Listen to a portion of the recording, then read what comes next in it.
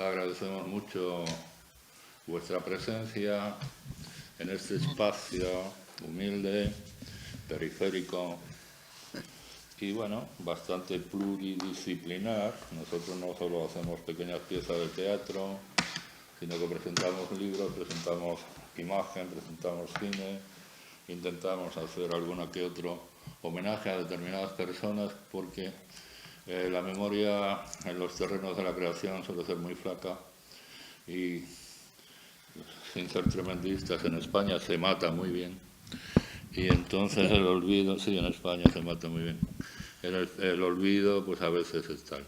Y hemos iniciado pues una vía de dar pequeños homenajes, encuentros y tal a personas que ya tienen una trayectoria, una edad y han tenido en diversos planos, en diversos terrenos de la creación en Málaga. Ayer, sin ir más lejos, le hicimos un homenaje a Miguel Gallego, que fue productor y director del teatro, productor del Teatro Cervantes durante un tiempo. Anteriormente se le hizo un homenaje a Pepe Ponce, el fotógrafo malagueño que lo ha fotografiado todo.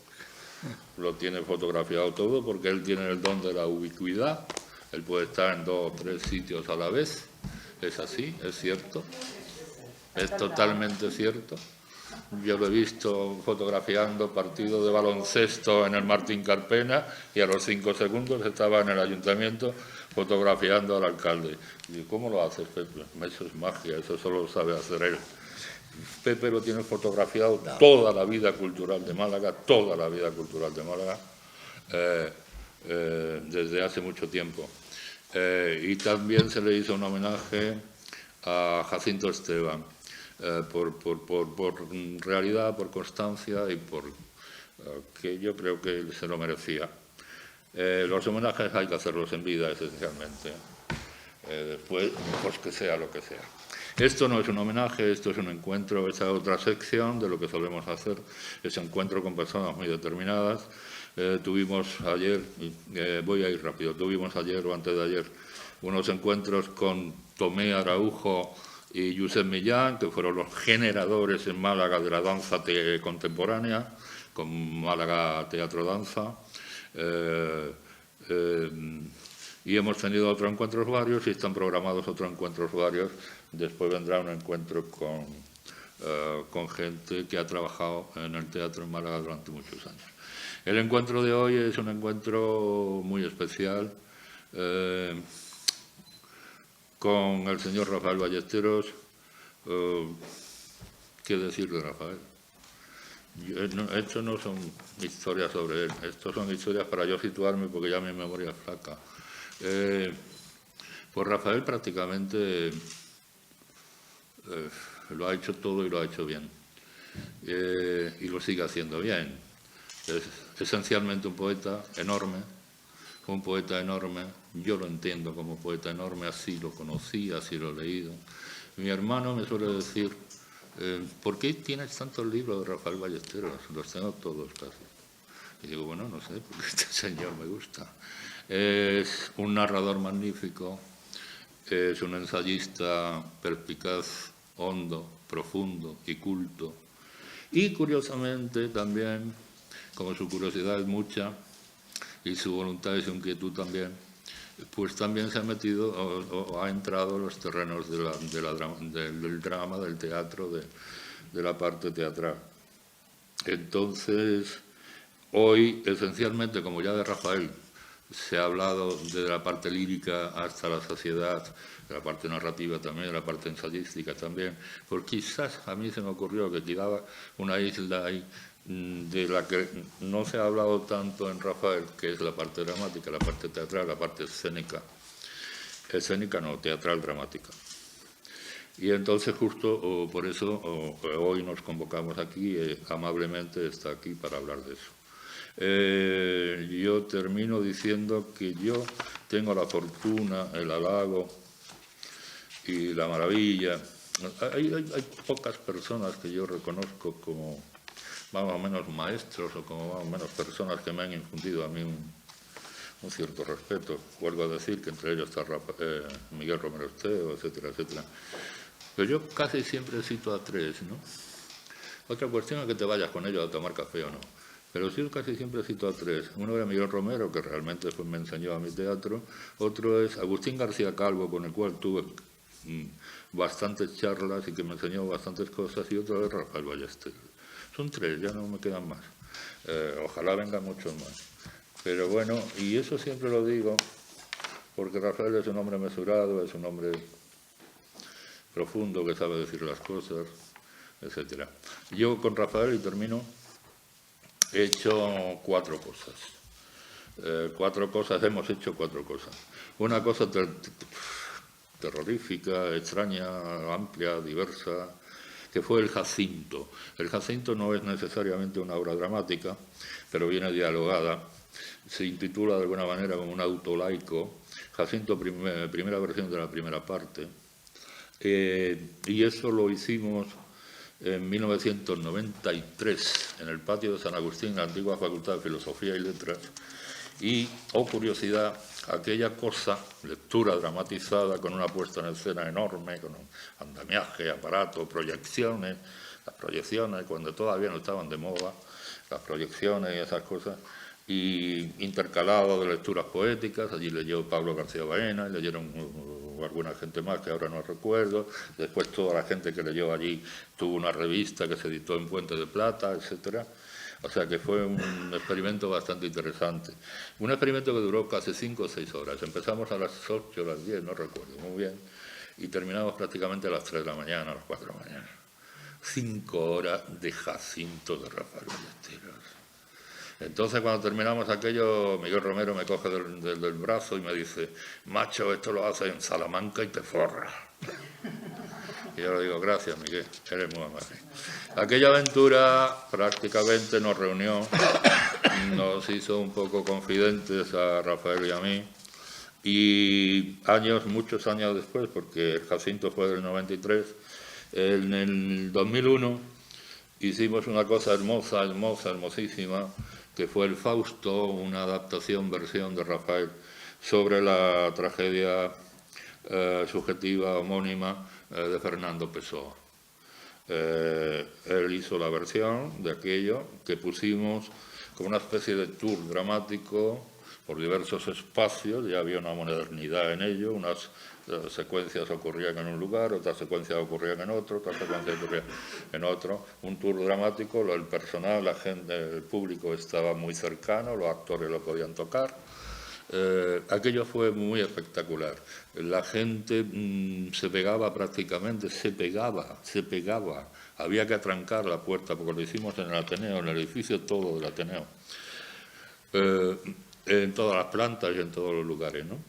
Y la gente realmente golpeaba las puertas. Yo tenía que mandar al conserje o no sé qué a decir: calle usted a esa gente de abajo, por favor. Golpeaba las puertas, las empujaban. Aquello fue espectacular. Y entonces ese Fausto de grato recuerdo para nosotros fue una gran colaboración entre Rafael y yo mismo. Después hicimos otra cosa que era en el 2002, curiosamente al año siguiente, una ópera electrónica compleja con música original de Rafael Díaz, el libreto también original de Rafael Ballesteros, y esto para voces solistas, por supuesto. Había un tenor traído de Barcelona, una soprano que ahora está de profesora en el Conservatorio de Málaga, que era Cecilia Gallego, era y es Cecilia Gallego, una soprano inmensa, que yo creo que no ha tenido la fortuna, pero ese es otro caso, no ha tenido la fortuna adecuada. Ella llegó a cantar en Viena, en Austria, en fin. Cecilia Gallego, o un barítono excelso como es Antonio Torres, etc. Y dirigida nada más y nada menos por uno o dos o tres, el primero o el segundo de los directores de música más importantes actualmente del panorama mundial de la música, Pablo Heras Casado. Pablo Heras Casado dirige la Berliner Philharmonic Orquesta, dirige en el Metropolitan, dirige en la Fenice, dirige en Viena, dirige no sé qué, dirige en el Real, es el niño mimado del Real, del Teatro Real. Bueno, un tipo magnífico. Nosotros tuvimos la fortuna de que él dirigiese este Amor pelirrojo. Hoy sería imposible contar con Pablo Heras. Sería imposible, no había dinerito para pagarlo. Y después, por último, yo hice con él, con Rafael, Contra Mansedumbre, que es una historia sobre Fernando de Rojas, muy interesante, que pusimos en el Teatro Echegaray y no sé dónde más, y eso lo hicimos en el 2011. O sea que en 4 ocasiones yo he tenido la fortuna de trabajar con Rafael. Después hemos movido algunos proyectos que por H, por B o por Z pues no han llegado a un buen puerto, porque sabéis que esto del teatro, aparte de las buenas intenciones, está en el asunto de la producción y de quién maneja y de quién rema y de qué pone los dineritos y todas esas cosas. Y entonces, bueno, a veces unos proyectos salen y otros no. Para mí la colaboración con Rafael ha sido magnífica, he aprendido mucho, he aprendido infinitamente mucho. Y además es una colaboración muy serena, ¿no? O sea, no es con los autores que te tienes que pelear, porque nosotros los directores de escena decimos, esto es una medio broma, entiéndanos así, que autor bueno es autor muerto, ¿no? Porque los muertos no dan por saco. Los vivos te dicen, oye, esto para aquí, esto para allá, esto para allá. Y le dicen, ¿por qué no te callas? Pero, en fin, es una broma. Entonces nunca ha habido nada más que concilio, entendimiento y buen entendimiento. Sin más rollo, con el señor Ballesteros, que es todo un mundo de sapiencia, de conocimiento, de emoción, de sensibilidad. Y bueno, él dirá lo que quiera.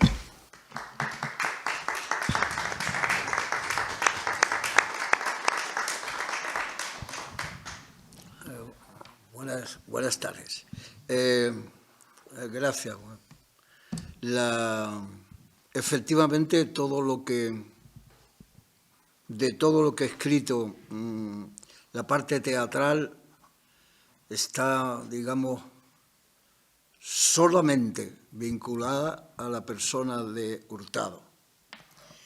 He estado mirando, preparando la intervención, y he estado mirando todo lo que podía relacionarse con el mundo teatral, es decir, con la representación, ¿no?, de una acción. Y efectivamente hay diferentes cosas. Lo último fue un proyecto en el que intentamos hacer un libreto nuevo de una ópera de Béla Bartók, que se llamaba El Castillo de Barba Azul. Me dio, como siempre, la libertad para hacer el libreto que me pareciera, en el tono que quisiera y en el planteamiento que quisiera. Yo lo enfoqué fundamentalmente en una etapa, digamos, romántica tardía, y en el encuentro entre el Barba Azul, que como saben ustedes, enamora para matar, enamora para asesinar, de alguna manera. Esa convulsión me parecía que podía plasmarse mejor que en ningún otro lenguaje, en el lenguaje romántico, ¿no? Es decir, fundamentalmente emocional, ¿no? Entonces hubo la discusión de que, como eliminábamos un libreto que nos parecía malo y que yo creo que efectivamente era malo, de un joven poeta húngaro, pues teníamos que adecuar, digamos, la música y el tono y la dicción del cantante o de la cantante tenía que adecuarse naturalmente a los tiempos musicales. Por tanto, era tremendamente complejo, complicado, difícil, muy difícil. Pero yo quedé contento con el lenguaje, con el tipo, con la acción en la cual la mujer sabía que de alguna manera iba a morir por enamorarse, pero seguía con el amor de alguna manera, ¿no?, con la pasión, ¿eh? Y eso, situarlo en el mundo romántico, era muy coherente, ¿no?, porque era un planteamiento muy emocional, muy entregado, muy romántico. Luego estuvimos discutiendo si nos atrevíamos a hacer una versión en la cual el libreto hiciera un drama del mismo tipo, claro, naturalmente, pero muy contemporáneo, muy actual. Como a mí fundamentalmente me gustan los retos, porque los retos enseñan, por mal que se hagan, ¿no? Es un esfuerzo continuado en una dirección que tiene que ser coherente en sí mismo, que dar una estructura no solamente verbal, sino sentimental, etcétera. Pues entonces eso es digamos, es un trabajo fino de hacer literariamente y por tanto es un compromiso, una actividad para mí era nueva, ¿no? Haber hecho ya una obra, un libreto y volverlo a hacer de otra manera y con carácter muy contemporáneo. Yo quedé relativamente satisfecho de esa versión. Ahí están, no por, como has dicho él, por diferentes avatares técnicos, económicos, pues no se ha podido representar todavía. Pero eso es. Pero se llegará a representar a lo mejor en algún momento y entonces quizás se podría ver si efectivamente la versión una u otra es la más que fondea mejor en el territorio musical de Béla Bartók, ¿no? Que como saben ustedes es un músico en donde la profundidad emocional es muy importante y le da a su música, o por lo menos en la música que yo conozco y fundamentalmente la que oí muchas veces, como era la ópera, ¿no?, del Castillo de Barbazú, como era lógico, es una oscura, tenebrosa, triste, profunda, misteriosa, en donde siempre hay algún atisbo de realidad vital, popular. En la música también aparece siempre algo etnográficamente importante, interesante, y por tanto había que mezclar una cosa con otra, ¿no? Bien, pues decía que desde el principio mi vinculación al teatro ha estado siempre vinculada a esa persona que se llama Hurtado. Porque lo primero que hizo, como él ha contado, fue leer, atreverse a leer en un solo día, en un solo horario, en un acto, pues un tomo como esto de poemas, ¿no? Donde había todo un tomo entero. Se iniciaba, bueno, hubo bastante gente, pero unos salían a tomarse una cerveza, a despejarse, otros volvían, y se hizo un movimiento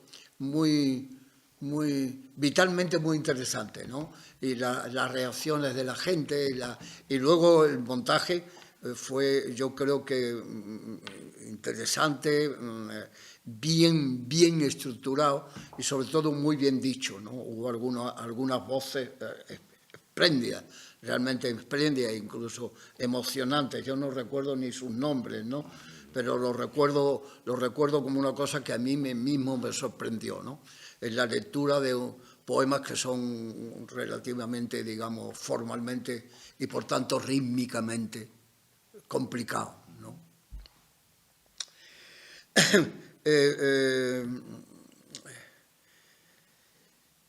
Inmediatamente después, yo no sé si fue antes o después, creo que por las fechas que tú has dicho, parece que el Fausto fue inmediatamente después de eso. Como saben ustedes, Pessoa vivió pocos años, murió alcohólico, ¿no? Vivió pocos años, pero vivió con una intensidad la literatura tal que no hay ejemplo parecido en el mundo, ¿no? Lo vivió de tal manera que de casa en casa iba cambiando continuamente de casa, donde alquilaba una habitación en una vida extremadamente modesta y callada y silenciosa.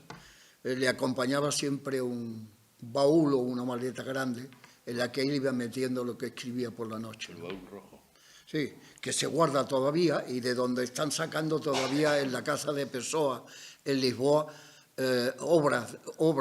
Y hay una gran obra que él escribió sobre Fausto, la personalidad de Fausto, el tema de Fausto. Y entonces se nos ocurrió, a él se le ocurrió la posibilidad de poder hacer un Fausto teatralmente representable y no una obra inmensa que todavía se está, digamos, completando y descubriendo, ¿no?, en Lisboa. Entonces había una versión de Ángel Crespo, un poeta muy interesante. Había una versión de una persona que conocía muy bien el portugués, que había traducido a Camões y a la poesía brasileña contemporánea, fundamentalmente a Álvaro Campos, etc. João Cabral de Melo, todo eso, que se llamaba Ángel Crespo. Y ese hizo una traducción de una parte muy extensa de ese Fausto. Yo me llevé esa versión completa con el permiso de la viuda ya de Ángel Crespo para poder representarla en la versión de Ángel Crespo, que era una poeta que se llamaba Mate, que era una mujer muy interesante, muy activa, muy bien, muy interesante. Y yo intenté hacer una representación teatral que durara hora y media, o una hora y media, un poco más de una hora, ajustada al texto, de manera que el texto de Pessoa no se cambiaba en lo más mínimo. Es decir, creo que en todo el texto, en toda la representación, tuve que cambiar un él por un la, o algo así, nada más. Por tanto, mío no hay más que el tremendo esfuerzo, verdad que fue tremendo, de adaptar una obra inmensa y muy difícil de estructurar en una obra de teatro coherente, ¿no?, bien estructurada, bien pensada, y por tanto que se pudiera representar e identificar el argumento de la obra, ¿no? Después yo hice un estudio sobre una obra que me interesaba mucho de Jacinta la Pelirroja, y hice una versión, una edición filológica de esta en cátedra o en otra cátedra, edición. Moreno Villa. No sé si era en cátedra, bueno, da igual. Total, lo importante era que yo estaba muy metido en esa obra de Jacinta la Pelirroja, que cuenta la aventura amorosa de un fracaso, digamos, fundamentalmente, ¿no?, de un hombre asustado y temeroso de la vida y de aventurarse a aventuras que le cedieran, y una mujer norteamericana, la pelirroja, llena de vitalidad y además de hermosura y de atractivo, que vuelve prácticamente loco a este hombre, ¿no? Y estaba yo muy metido en eso cuando Rafael Díaz, el músico, me dijo: quiero hacer una ópera y me gustaría que tú me hicieras un argumento, el libreto del argumento. Y entonces ese mismo día le dije: te voy a escribir un libreto y el texto de una obra que se va a llamar Amor Pelirrojo. Y efectivamente lo hicimos, se montó, lo dirigió Hurtado, siempre Hurtado a la de esto. Bien, después he escrito una obra de teatro independiente sobre un inquisidor y un amor como el que expresa Fernando de Rojas en La Celestina, ¿no? Es decir, aparece Melibea como la apasionada que, a pesar de todos los inconvenientes que se puedan plantear en una sociedad de finales del siglo XV y en una ciudad pequeña, o probablemente en la propia Salamanca de la época, pues por encima de todo vive un amor intenso que le lleva a la ruina, a la muerte, a la desesperación, ¿no? Y esa obra, ese planteamiento, de esto, forma parte de un conglomerado de planteamientos en donde está Fernando de Rojas, el autor de La Celestina, o saben ustedes, la propia idea, y hay un inquisidor que está vigilando el proceso amatorio y pecaminoso de la vida, ¿no? Y por tanto, la lucha es contra la mansedumbre, contra mansedumbre se llama. Bien.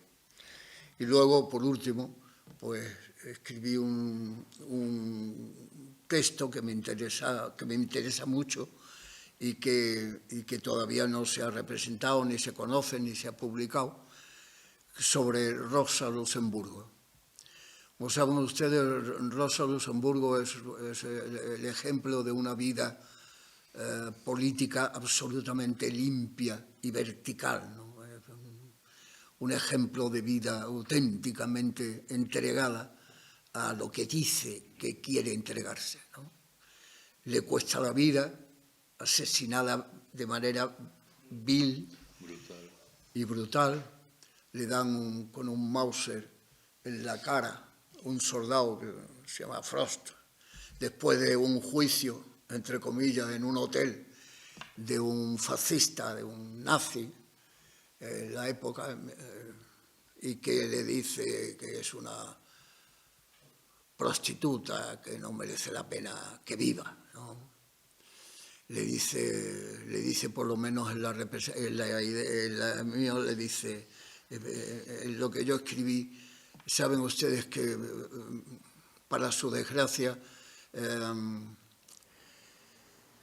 Rosa fue una mujer coja, no agraciada, muy chiquita y además coja desde la juventud, desde la niñez, porque los padres, un médico, tuvo un percance en una pierna, o la pierna le creció menos que otra, no sé qué tuvo en la pierna, se la vendaron y se la dejaron quieta un año. Cuando le quitaron esa ya no había remedio, la pierna era más corta que la otra, estaba prácticamente en putrefacción y tuvo que vivir toda su vida activa, políticamente muy activa, muy entregada, en la cárcel muchas veces, etcétera. Pues toda su vida esa cosa tremenda de su cojera, ¿no? Y entonces le llamaba la puta coja, la puta renca, le decía, ¿no? Bien, esa es digamos, mi aventura teatral. Y ahora voy a intentar decirles a ustedes qué pienso de mi propia obra teatral, ¿no? ¿Por qué la hice? ¿Y qué pienso de ella, ¿no? Que me parece que es lo que puede vincular la presencia mía en este sitio, ¿no? Yo tengo muy claro, eso no quiere decir que el resultado sea brillante y bueno, pero yo tengo muy claro qué es hacer un poema. ¿Y qué busco cuando escribo poesía? ¿Qué busco y qué encuentro? ¿O qué intento encontrar? ¿Y cuál es el mecanismo verbal, técnico y musical que yo estructuro? Lo tengo muy claro. Otra cosa es que esa claridad no se refleje en el poema, como es lógico, ¿no? Porque le falta profundidad, porque le falta intensidad, porque está mal planteado desde el inicio, porque me distraigo por caminos que lo que hacen es no atacar directamente lo que quiero atacar y tocar, sino que me distraigo, me encocoro con otras cosas que me desarticulan el poema, ¿no? Y por tanto, yo sé naturalmente lo que es fracasar poéticamente, ¿no? Pero sí creo que puedo decir que tengo claro lo que quiero hacer en la poesía. Tengo claro de dónde parte, de dónde inicio el proceso para la creación. Sé los mecanismos que tengo que articular, etcétera, etcétera. Otra cosa, repito, son los fracasos numerosos, por supuesto. no solamente de lo que he dejado de publicar y se rompe como todo el mundo, rompe, desecha y desprecia, sino de lo mismo publicado, ¿no? Cuando uno lo lee dice, qué mal esta solución para este poema, qué bien planteado, pero qué mal terminado, etcétera, etcétera, cuando lo lee con distancia, ¿no? Y cuando lo lee, digamos, con la máxima objetividad, que es la única manera de aprender uno y perfeccionarse en el tema. Por tanto, eso es así, eso lo tengo claro, punto uno. Lo tengo menos claro cuando escribo novela. Tengo 4 o 5 novelas todavía sin publicar, inéditas, y 5 o 6 publicadas, ¿no? Una de ellas, pues, fundamentalmente en un tomo que incluía 5, ¿no? 5 novelas. Para mí la novela es algo mucho más confuso. No tengo tan claro cómo se estructura de verdad una novela, para yo identificarme con ella, claro. ¿Cuál es el tipo de lenguaje? ¿Cuál es el tipo de música? ¿Cuál es el tipo de estructura? Etcétera. Sé que el mecanismo fundamental y esencial de una novela, lo mismo que creo que en el poema es la intensidad verbal y musical, emocional. En la novela sé que hay que tener un desarrollo en el tiempo. Hay una acción, un problema, una condensación de vida que se articula. En cuanto que se articula, se descubre, se completa y se hace arte, en cuanto se hace argumento, en cuanto se desarrolla, cosa que no lo necesita, que no necesita en absoluto la poesía. Y que muchas veces, si se hace de esa manera, es lo que destruye precisamente el poema. Pero en la novela no, si no lo haces así, no es novela. No se articula como una novela. Incluso las novelas que han querido destruir la estructura de la novela, Joyce, etcétera, Ulises, el propio Borges, etcétera, estructuran siempre una acción que se desarrolla en el tiempo. Y por tanto, los personajes tienen que limarse, fluctuar, cambiar, desarrollarse, integrarse en mecanismos diferentes, encontrarse, dialogar, luchar. Y por tanto, no es la intensidad lo fundamental, sino el desarrollo estructurado en el que la intensidad se diluye en coloquios, en conversaciones y en acción. Eso es mucho más complejo para mí, pero lo he intentado porque creo que el escritor debe de intentar siempre ponerse a prueba, ¿no? para aprender, para tensionar su vida creativa y poder encontrar diferentes planteamientos para lo que quiere decir, ¿no? En diferentes momentos de su vida y en diferentes sentimientos fundamentales que quisiera expresar. Mucho más confuso que lo de la novela lo tengo respecto al teatro. Mucho más confuso. Lo estaba viendo venir. Y él lo sabe, además, porque yo le he dicho muchas veces, yo no doy con esto, no puedo encontrar mi verdad, entre comillas, mi manera de ser y de ver la vida, no la puedo encontrar formalizándola en una estructura dramática. Me cuesta mucho trabajo. Y puedo decir, pero si es prácticamente como la novela, ¿no? Es decir, es un desarrollo de una acción y unos personajes que se encuentran, se inmiscuyen unos con otros, se relacionan, se odian, se quieren, se desprecian, y va articulando con el paisaje, con la acción, con el desarrollo temporal. Pues igual es el teatro, no, porque el teatro tiene además una parte obligatoriamente obligada del proceso, que es la representación. Eso se tiene que representar. Eso lo tiene que ver y oír la gente. Por tanto, son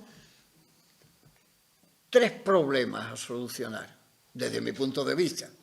Cada uno más difícil de asumir. 1, la realidad que no puedo soslayar, que es que yo fundamentalmente soy un ser emocional y por tanto, entre comillas, lírico, fundamentalmente poético, intemporal, fuera del tiempo y fuera de la acción, fuera de la representación. Es un encuentro con el lenguaje, en donde el lenguaje y la música de ese lenguaje estructurado dice que, fundamentalmente, una emoción intensa, que tiene que ser canalizada de manera que el lector, como ocurre, o por lo menos como me ocurre a mí, con la poesía que me emociona y me interesa, parece, que está escrita solamente para mí, o especialmente para mí, o que yo especialmente soy el que llego a la profundidad mayor de lo que quiso decir el poeta. Eso y lo otro, está escrita ahora mismo. No solamente para mí, sino que el desarrollo, la emoción que me despierta, no es la del siglo XV, no es la que traspuso el poeta en el XV, en el XVII, en el XIX, sino el de hoy. Yo soy el que transpone el tiempo. Y soy yo el que traslada emocionalmente la primera emoción inicial de la poesía. Y esa relación tan carnal, tan directa, tan auténtica, tan verdadera, tan de ahora, para mí y hoy, para mí. Esto está dicho para mí. El que la lee solo, de manera, y se emociona, está como viviéndolo para él solo, ¿no? Todos los que hemos tenido esa experiencia, lo hemos vivido así, creo yo, ¿no? Y luego parece que lo está diciendo para mí. Me entiende a mí. Me compete a mí. Me llega a mí. De manera que un amor, una pasión, un problema tan matizado por el tiempo, tan empobrecido, enriquecido por el tiempo, por los matices, por las vivencias del propio poeta, por las circunstancias históricas, vitales, sociales, emocionales, religiosas, imperativas de la sociedad. Sin embargo, me habla para mí, que estoy viviendo en otro siglo, en otro momento, en otro día, con otros problemas y con otras obligaciones sociales, morales, etc. Y luego lo está diciendo en este momento para mí. Es carne viva, es carne auténtica, es carne directa, es tensión palpable. Bien. Lo primero, ¿qué es eso? Digo yo, bueno, eso quizás lo pueda trasladar en un libreto, en una obra de teatro. Quizás una emoción, ¿no? y cojo siempre las emociones que a mí me emocionan más, ¿no? La capacidad de entregarse, la capacidad de silenciar un proceso vital triste y desagradable, la dignidad humana respecto al dolor, las cosas que a mí más me emocionan. Y por tanto, yo sé lo que para emocionarme y escribir emocionadamente y trasladar esa emoción intensa, sé cómo iniciar el proceso de la obra teatral. Buscar el argumento inicial, por decirlo de alguna manera. Pero como me decía él continuamente, el teatro no es poesía, Rafael. Oh, sí, también, pero bueno. Bueno, pero no solo poesía, no. El teatro es, además, acción en el tiempo. Y necesitas plantear la emoción, en su desarrollo, no en su esencia. Si puedes esencialmente en su desarrollo, mucho mejor. Pero quiero decir, es un sentimiento fundamental, un problema, una acción, se desarrolla en el tiempo y tiene que desarrollarse en el tiempo. Y por tanto fluctuar, cambiar, interesar, suspender el ánimo. ¿Qué va a pasar? ¿Qué es lo que va a pasar con esto? ¿Qué final tiene esto? Cosa que naturalmente el poema no tiene. Nunca nos preguntamos, ¿y esto cómo acaba? En un poema, ¿verdad? Sabemos que es una cosa emocional que puede terminar en la indiferencia temporal, que puede interrumpirse de pronto, cuando hay más carga emocional. ¿Cuántos poemas terminan en la máxima carga emocional? Y aquel hombre murió. No hay ningún desarrollo más de pena, ni de tristeza, ni de acontecimientos, ni de clase de muerte, ni de agonía, ni de nada. Aquel hombre murió. No hay más que decir, ¿no? Y sin embargo, esa es la esencia, por decirlo de alguna manera, de la poesía, ¿no? Bien, de manera que yo me obligaba a otra dificultad, que era la siguiente, que era la de trasladarlo en el tiempo, hacer un argumento temporal con eso. Y por último, cuando veía los ensayos, entonces me daba cuenta, como él dirigía y cómo los actores respondían, a que la representación, la dicción, la gestualidad. La parte física. La parte física. Es absolutamente clave, es fundamental. Incluso la voz, la impostación de la voz, ¿no? No digas esto mirando para allá. Tienes que mirar al público. Y yo decía, claro, el público tiene que oír. No es solamente porque tiene que ver la cara de dolor o de desesperación o de duda o de miedo, sino porque tiene que oír, y oír claramente. Y por tanto, la voz tiene que ir dirigida, no solamente dirigida para el público, con claridad y autonomía, digamos, ¿no? Sino con la intensidad apropiada para llegar al final, o arriba. Y si el teatro es inmenso, la impostación es no sé cuál. Pero si el teatro es pequeño, si estamos aquí y vamos a representar una obra, la impostación de la palabra es absolutamente diferente. Yo puedo hablar así, no tengo que hablar más, ¿no?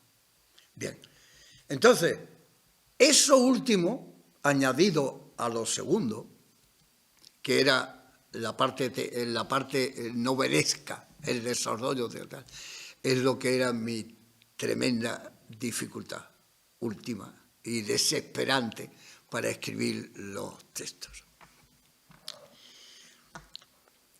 Y voy a decir, y voy a hacer una reflexión sobre algo que a mí mismo me sorprende cuando he estado pensando y tomando notas de lo que tenía que estructurar y cuando decía, tengo que decir esto cuando llegue a la visión del teatro, las dificultades que tengo que vencer y que no soy capaz de vencer adecuadamente,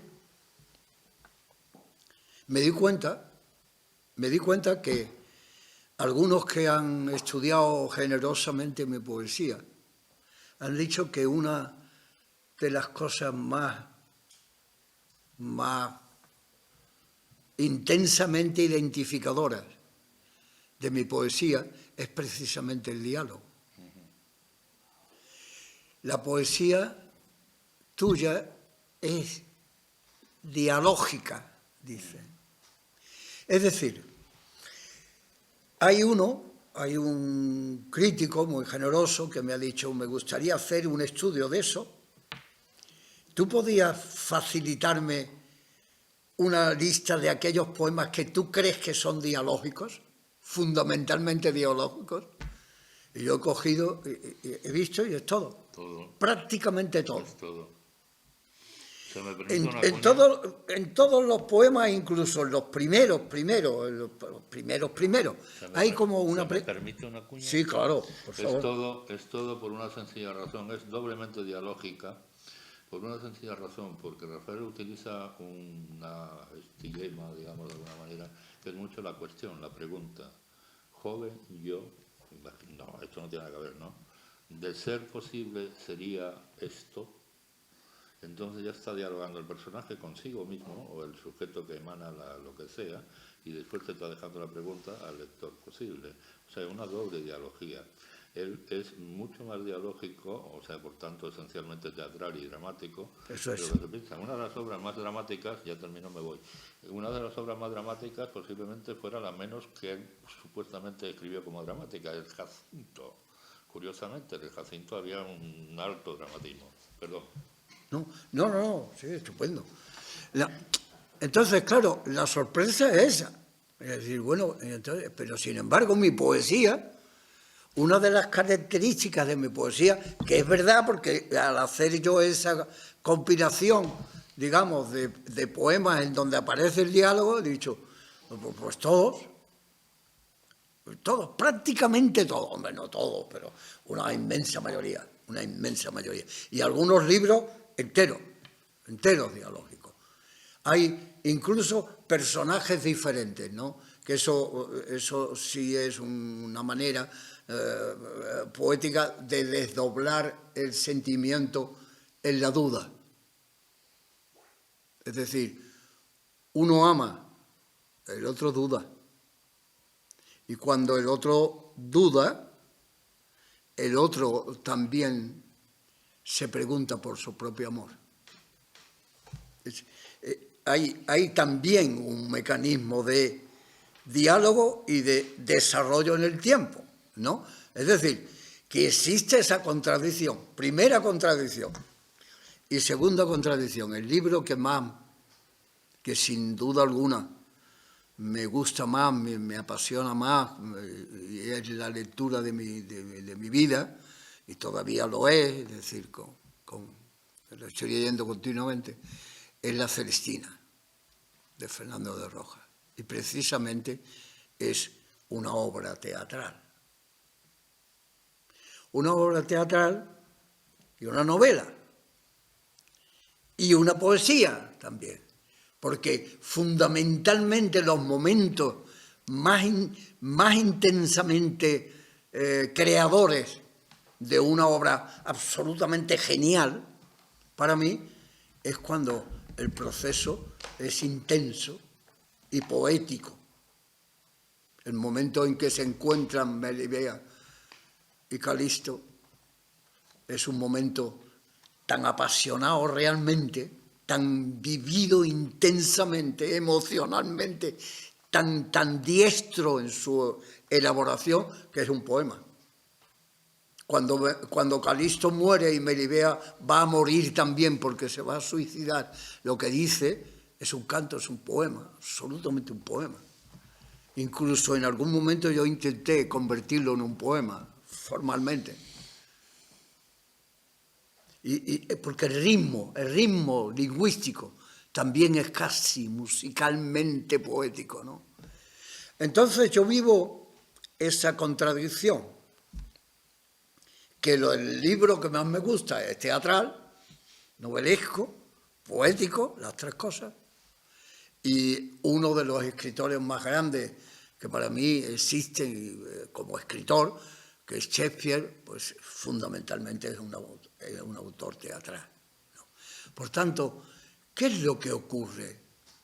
¿Qué es lo que ocurre con lo que yo escribo cuando escribo teatralmente? ¿Qué es lo que pongo ahí? ¿Lo que pongo en la poesía, lo que puse en la novela o lo que intento poner en el teatro? ¿Qué es donde estoy yo? Soy más yo. He empezado a preguntarme eso, lo cual es una pregunta magnífica para un escritor, ¿no?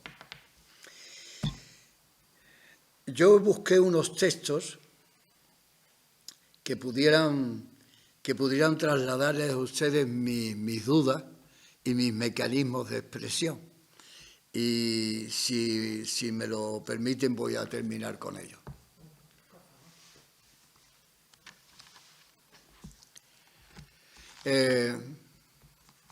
No sé si voy tarde. Son las 9. Bueno. ¿Saben ustedes, Jacinto? Jacinto son 4 tomos como estos, por tanto son muchos versos, 20 y tantos mil versos, ¿no? Pero les voy a decir para que comprendan ustedes lo que les voy a leer, comprendan, se sitúen. La poesía, comprenderla no va por ahí, ¿verdad? Se sitúen adecuadamente en el momento emocional en que está. Jacinto es un personaje, es un joven que muere, joven, y va al juicio final. El juicio final se monta con 4 sanedrines, 4 grandes hombres que le preguntan, que le hacen una pregunta y él tiene que contestar. Le preguntan por la identidad del ser, es decir, el hombre se conoce a sí mismo, el hombre sabe lo que es, la persona, el humano, la mujer, el hombre, sabe lo que es al final de su vida. Para poder ser juzgado, tiene que ser identificable y por tanto culpable, ¿o no? Pero tenemos que saber qué es de tu vida, qué eres tú. Tú te conoces a ti, tú eres tú. ¿En qué eres tú? Etcétera. Esa pregunta es la primera. La segunda es, ¿cómo nos acercamos más al mundo? ¿Cómo vivimos con más intensidad? Cuando conectamos emocionalmente, espiritualmente con un hecho, o cuando lo hacemos con los sentidos, con las manos, con la piel, con los ojos, con la saliva. Tercero, ¿cuál es el valor del hombre o de la mujer en su lucha política? ¿Qué pone en juego? ¿Qué merece a cambio de esa entrega? ¿Cuál es la entrega real? ¿Cuál es la limpieza del político? ¿Tiene que mentir el político? ¿Es íntegro entonces en su totalidad? Etcétera, etcétera. Tercera. Y la pregunta de, bueno, ¿qué sentido tiene la literatura, el arte para el hombre, para la mujer? ¿Realmente qué buscas tú cuando escribes realmente? ¿Por qué te estás preguntando de ti? ¿No? Bien. Con esas 4 preguntas contestadas por Jacinto, se hace un juicio, se hace una valoración y se condena o se salva. Todo eso es en el sentido porque aparece la muerte como personaje, aparecen arcángeles, aparecen... Bien. Es decir, hay como una pregunta real del sentido de la culpa, y qué es eso de la culpa y ser culpable, no con relación al cielo ni al infierno, sino con relación a la vida. ¿Cuáles son tus culpas personales? Cuando tienes una edad determinada y piensas en tus culpas, ¿qué culpas son las tuyas? ¿No? Y por tanto, ¿y puede el hombre, la mujer, ser juzgada? ¿En nombre de qué se puede juzgar a una persona? ¿En nombre de qué poder puede uno inmiscuirse, comprender hasta el fondo las razones de los hechos para decirte castigo con esto o te disculpo por esto otro? ¿Cuál es el sentido de eso? Esa es la gran duda que presenta la obra. Bien, pues el momento en que les voy a leer es el momento final, cuando está esperando Jacinto la resolución del juicio. Están reunidos esos cuatro y van a decirle al mentor, que es un personaje como un dios medio pagano, medio cristiano, que va a ser el que va a emitir eso. Y él está solo, apartado, no solo, acompañado por el arcángel, por un arcángel que hay que se llama Arcángel La Flor, que es un arcángel que en el fondo está en verdad enamorado del propio Jacinto, ¿no? Vinculado a la vida de Jacinto con un amor muy profundo, ¿no? Y también secreto, claro. Y entonces están esperando el juicio, están esperando la resolución.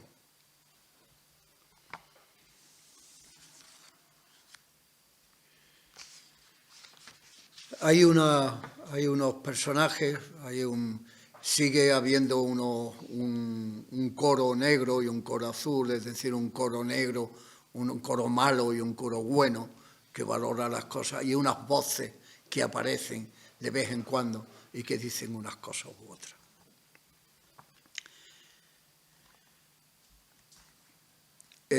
Hay como un último murmullo, barullo, para reunirse el Sanedrín, y llega un momento en que se dice: silencio, partes del mundo,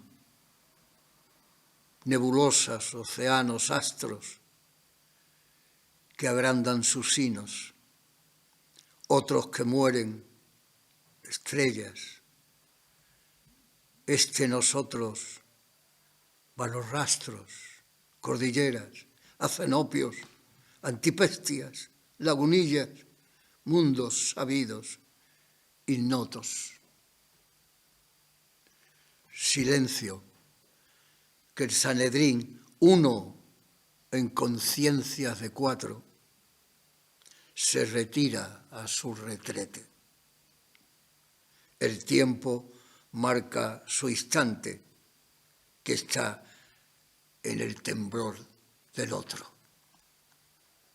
Una voz: el aire está tibio y quieto. Otra voz: hace calor y sustancia. Una voz: dos alondras han pasado. Otra: todo tiene el propio peso que le suman sus secretos.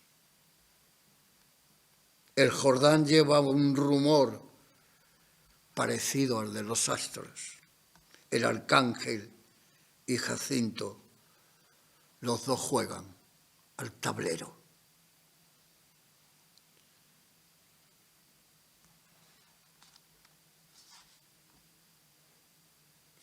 El arcángel La Flor: Jacinto, no sé esperar. Los arcángeles sabemos mirar al cielo en nosotros, proponernos, desear, ser adorados y vernos en los espejos del hombre y en sus sueños más secretos. Pero esperar, ¿con qué apuesta dignidad? Tú, Jacinto, la dignidad no es postura que puedan tomar los cuerpos. Es lo humano, más humano, en su mayor presupuesto. El arcángel La Flor, estás tan hermoso y pálido. Jacinto, mueve las piezas, La Flor, y aprendamos a esperar. Coros de ángeles, esperando están los hombres en su exacta condición. Jacinto, mueve las piezas, La Flor. Si decides el caballo pasa sin pedir frontera. Eres grácil, azulejo que se detiene saltando, y eres capitán de crines. Si prefieres el alfil, atacas derecho y firme o defiendes con tensión. Estás seguro de ti, eres fino y pendenciero y alférez del corazón. Mueve las piezas, La Flor.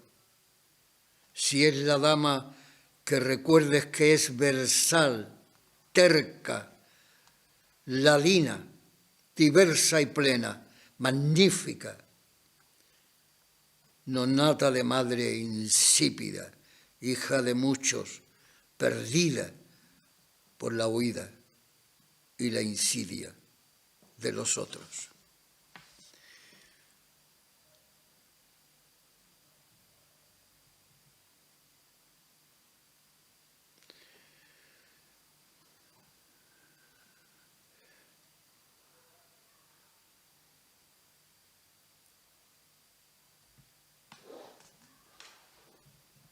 Dice en un momento determinado una voz: se está moviendo el ciprés entre alegre y precavido. Una voz: siempre comienza una brisa cuando se termina todo. Ya no nos queda más tiempo, Jacinto. Ya no nos queda. La brisa mueve los árboles, las túnicas y sus rizos. Se entreabren los portones y el filo de un manto blanco está ocupando sus huecos.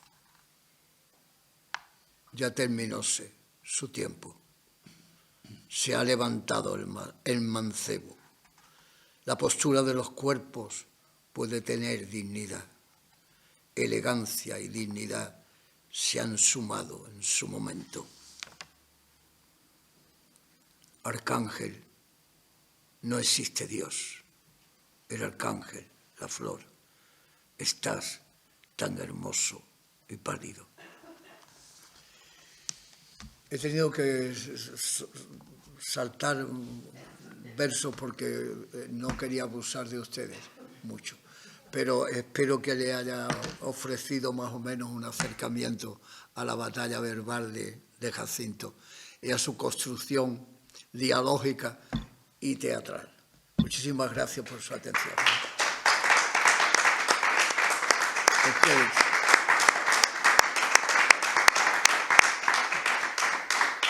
Bueno, en deferencia a su paciencia y generosidad, si quieren hacer un par de preguntas, porque como estamos en unos tiempos muy interactivos, todo el mundo quiere preguntar y meter el dedito en la cosa, donde sea, hay que meter el dedo donde sea. Un par de preguntas nomás. Esto es como la rueda de prensa de esa política. Admitimos dos preguntas, no más. Yo la segunda. A mí, bueno, en primer lugar me encanta la conferencia y a medida que iba hablando se me iban ocurriendo preguntas. No se oye bien, ¿no? Preguntas. Pues yo lo primero era, cuando hablaba de estos elementos, por ejemplo, de esa transposición que hace con la poesía más empática al público, ¿no?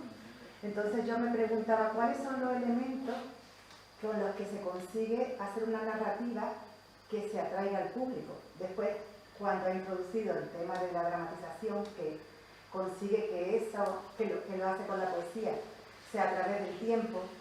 Y después, cuando ha hecho usted esa interrupción que ha llamado, donde hablaba de esa poesía dialógica, del aspecto más dialógico, donde hay diálogo. La comunicación ¿no? está en juego, y digo, pues en vez de preguntarle a este hombre por los elementos, le preguntaría por las claves. ¿Cuáles son las claves para usted para que esa narrativa llegue al público y sea constante en esa narración que hace? Me dan ganas de contestar. Sí. Un curso de la Magdalena, sí, claro, de 6 o 7 meses para empezar a introducirnos en la Magdalena. Sí, porque es la base fundamental de lo que significan las preguntas que se hace un escritor, ¿no? Y muy difícil de contestar, claro, muy difícil de contestar. Tengo algunas ideas claras, como he intentado expresar algunas. Otras que me parece, dos cosas creo que tengo también claras, hablando de la poesía, del desarrollo de la poesía, que también tiene su desarrollo, claro, temporal, ¿no? Que es la técnica, poseer una técnica muy elaborada, ser dueño de una gran técnica poética, que hay algunos poetas que lo hacen de maravilla, ¿no? No hace la buena poesía. La técnica lo que hace es abrir posibilidades para poder escribir con más facilidad. Eso sí, pero no hace poesía. Eso es una cosa a la que cuando yo me iniciaba en la escritura, es decir, con 17, 18 años o por ahí, uno decía, si tuviera técnica suficiente, el poema estaría mejor. Evidentemente estaría mejor, porque la técnica me abriría camino, me abriría posibilidades, me abre posibilidades, pero nunca me escribe poemas. Ese es lo primero, que es muy importante, pues yo estuve mucho tiempo intentando tener técnica para escribir buena poesía, creyendo que eso era lo fundamental. Y lo otro es, la inmediatez siempre es negativa para la poesía.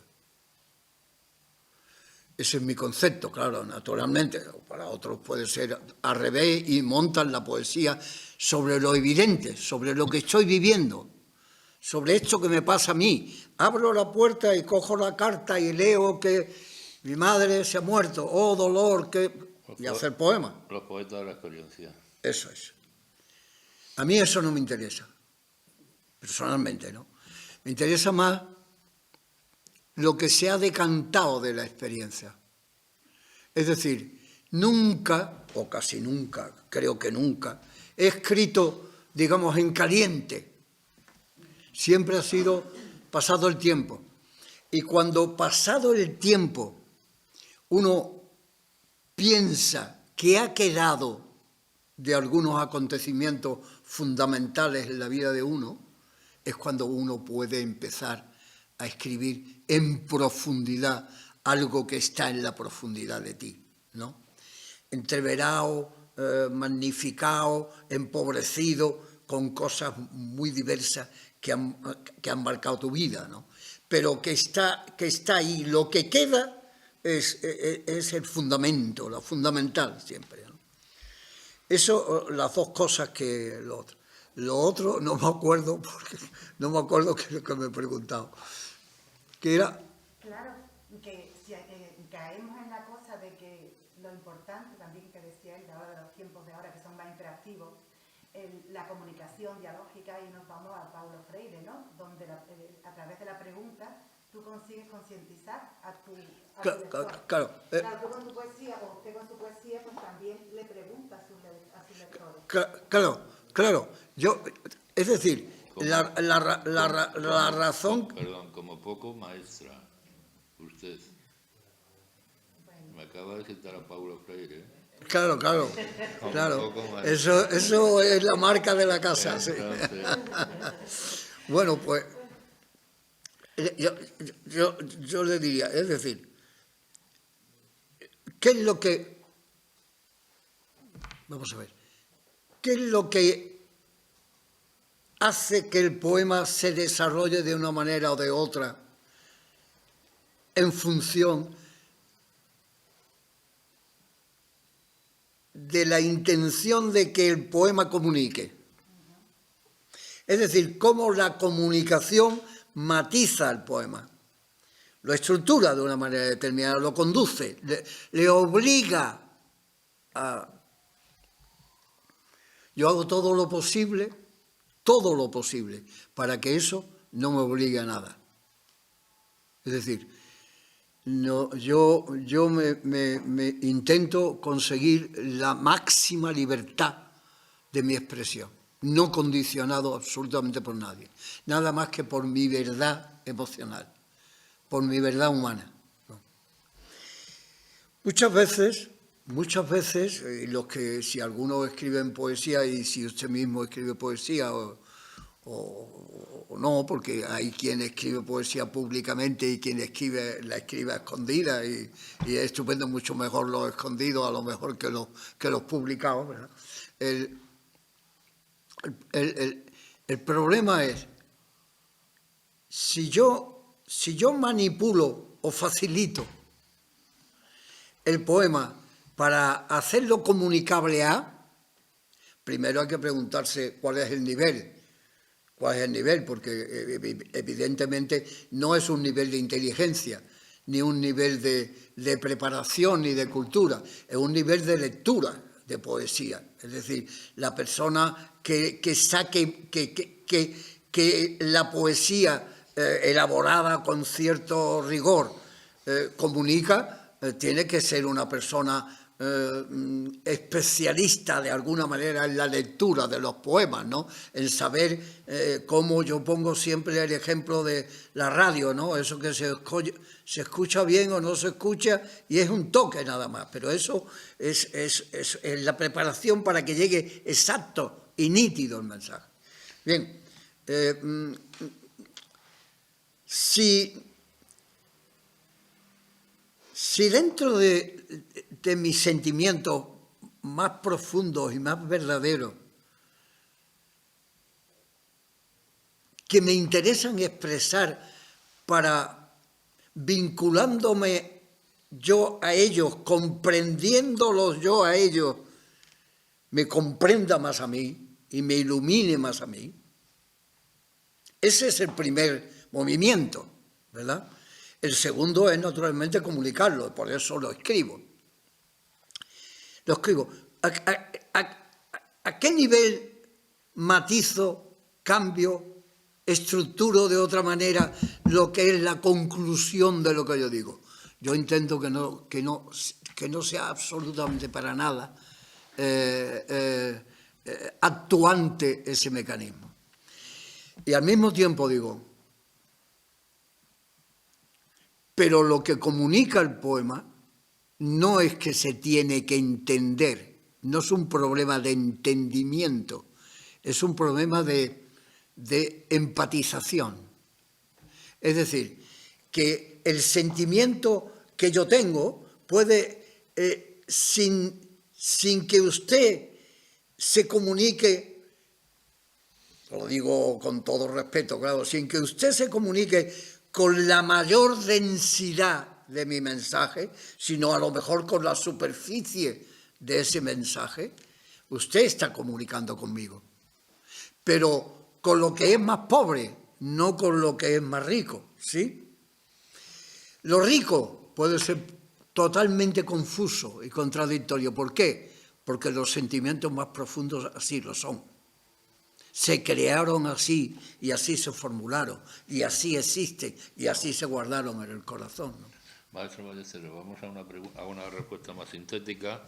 Lo bueno, recuerde lo que dijo Gracián, lo bueno y breve 2 veces bueno. Mira, hasta se ha caído el lecho. 2 veces bueno, entre otras cosas porque dar opción, eso que decía la radio, para dar opción a que puedan preguntar algunas más. Tanto sintético, director de escena, ¿no? Tanto sintético por quien pregunta que tanto como por quien responde. Yo lo siento. No. Acaba de la palabra mágica, ha dicho maestro Ballesteros. Sí. Lo dije al principio. Yo recuerdo. Romero Esteva, Agustín García Calvo y Rafael Ballesteros. Yo recuerdo a un profesor mío en la un Cánovas del Castillo, Rafael Ballesteros, un profesor joven, con mucho ímpetu, con mucha ilusión, que fue tutor mío también, y con un dedo mágico me tocó la palabra me gusta mucho, me incorporó con la literatura, me hizo, despertó en mí. Entonces en tu apunte pon ilusionista, pon... taumaturgo, sí, dramaturgo y taumaturgo. Consiguió despertar en mí y en muchos de la clase, ese placer por la literatura. Doy fe de que había clases que estaban vacías y doy fe de cuando llega el Ballestero, cogían sillas de las otras clases y se venían y se sentaban con nosotros, se aumentaba la clase porque venía el Ballestero. Pero aparte de su don, de su capacidad de comunicación y de no sé qué, hemos de añadir también de que estaba para comérselo, que era muy guapo. Entonces, eso también jugaba a su favor. Totalmente. Amiga, Totalmente. Pero que tengo que agradecerle a él el que despertar en mí, en muchos de mi clase, ese incorporamiento. Aportaría algo que la mayoría eran chicas. Seguro. Había un chico, había un chico. Como hoy aquí. Pues nada, darle las gracias y que lo pongas tú en tu... Yo lo pongo en mi currículum. En tu currículum. Incorporó a una parte de sus alumnos y alumnas. Perdón, Ana quiere hacer una pregunta. Yo acudí a la calle Comedias a una representación que dirigió Juan de una obra tuya. ¿Calle Comedias? Nos vimos allí, ¿te acuerdas? ¿Calle Comedias? Sí, no es calle Comedias, en el centro ese cultural que hay, no, a lo mejor no es calle Comedias. En calle Ollerías. En Ollerías. Fue posiblemente... El 27. Contra mansedumbre, contra mansedumbre. Contra mansedumbre. Probablemente contra mansedumbre. Me quedé sorprendidísima Fue porque... contra mansedumbre, sí. Sí, me quedé sorprendidísima porque no sabía que te habías puesto a escribir teatro, te felicito por ello, pero al mismo tiempo me parece impresionante porque creo que lo más difícil del mundo es escribir teatro. Hay muy poca gente en el mundo que lo sepa hacer. Ni siquiera Vargas Llosa lo consigue. No, estoy de acuerdo con eso. Y Mario Benedetti me dijo un día, hablando de esto, él y yo, me dijo, yo sé que no sé escribir teatro, lo hice una vez y no lo volveré a hacer, porque me da vergüenza, porque no lo sé hacer. El teatro es un género complejo, tú lo sabes. El teatro es un género muy complejo, tú lo sabes, Ana. Es dificilísimo porque en el teatro no tiene nada que ver con la novela. Yo no sé por qué los modernos ahora hablan de la narrativa del teatro. La narrativa es lo contrario al teatro. En el teatro no te pueden contar las cosas. En el teatro las cosas tienen que suceder. Eso es. Y tienen que suceder frente al público. Y tiene que haber un principio de intriga. Y si se escribe muy bien, tiene que haber un planteamiento, un nudo, un desenlace. Y tiene que tener uno el don que tenía Lope de Vega de amarrar al espectador en la butaca y que no se levante hasta el final. Todo eso es muy difícil. Y luego tener un tempo dramático. Y el tempo dramático, la acción no solamente se tiene que desarrollar en un tiempo, el tiempo tiene que estar medido. Eso lo sabía también muy bien López, que sabía la cólera del español sentado. Y sabía que las obras deben de durar hora y cuarto, hora y media como mucho. Y no hora y media como esta. Y, sin embargo, maravilloso Miguel Romero Espeo. Imagínate un paréntesis rápido, imagínate las 5 horas que le echamos como en Ya, por eso. Miguel estaría encantado porque Miguel escribía la guía telefónica. Y es un dramaturgo maravilloso. Pues sí. Pero el defecto de Miguel era que no sabía medir el tiempo. Se ponía a escribir y le salía la guía telefónica y podía estar allí 20 horas. Y sin embargo era un sabio y era un dramaturgo impresionante. Yo he tenido el placer de poner como homenaje a Miguel Romero a sus 80 años, hice una versión del Pontifical, que es una obra de 460 páginas. La pusimos en el Teatro de la Diputación, y que le decía la guía telefónica. una placa y no sé qué, y obviamente son obras de una extensión de no sé qué. Pero hablar del tiempo en las obras de Miguel Romero Echero es como para ir a 6 meses de curso a la Magdalena. Es que es una equivocación, lo de Miguel era una equivocación, no se puede hacer teatro así, no se debe, a no ser que seas como Goethe y encierres al público bajo llave y no tengas aquí 4 o 5 horas, ¿no? También es otro Pero lo normal es que la intriga no se desarrolla en mucho tiempo, la intriga tiene una medida y la intriga se desarrolla en 3 actos y tiene que haber ese número determinado de... No. Excepto el teatro muy culto, minorías, como el que hacía Calderón de la Barca, o como el que hacía Miguel, donde haya gente que voluntariamente... Sí, la estructura de las formas también han cambiado mucho, Ana, porque hay escrituras novedosas de otros tiempos, de otras confrontaciones de tiempo. Por ejemplo, sin ir más lejos, tú que has sido profesora y sabes, la escritura de Heiner Müller, pues es una escritura muy singular, son tiradas de textos muy poetizados, donde curiosamente una de las novedades, que de alguna manera el personaje como personaje desaparece, se pone actuante 1.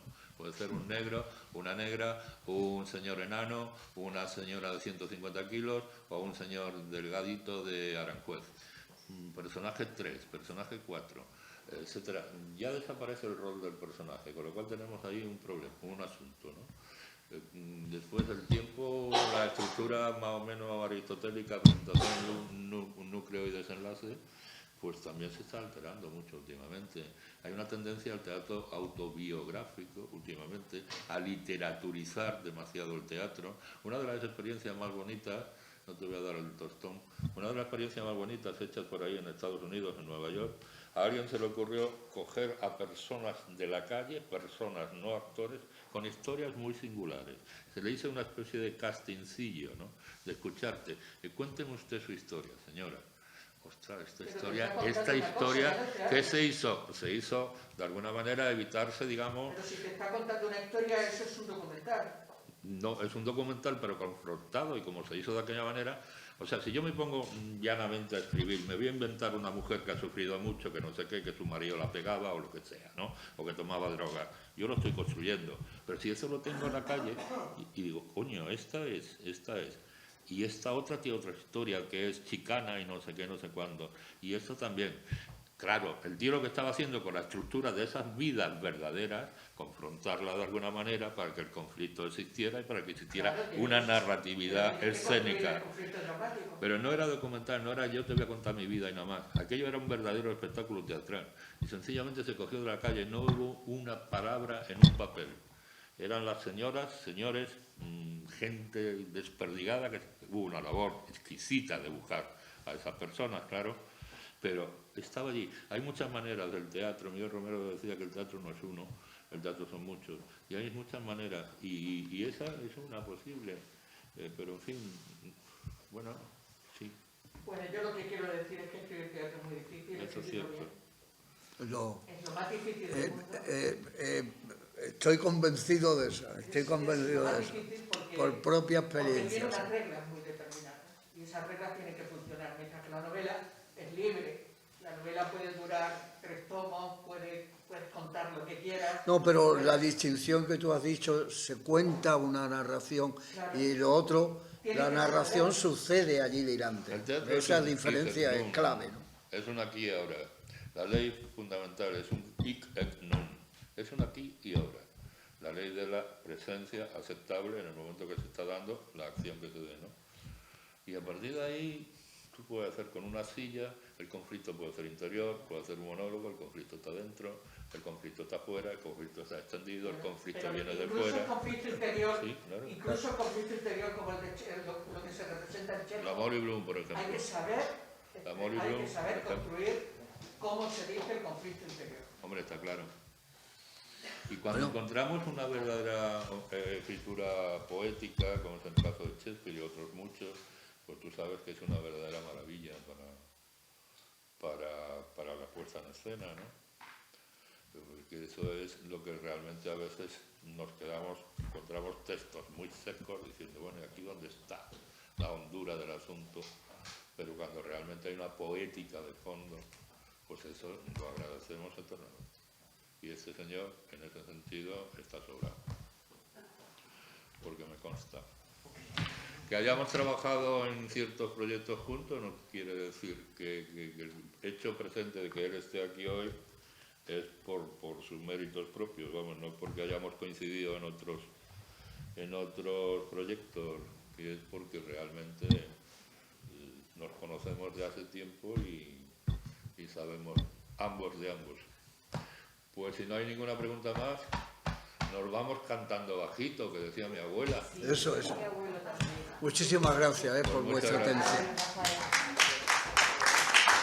Gracias, Carolina.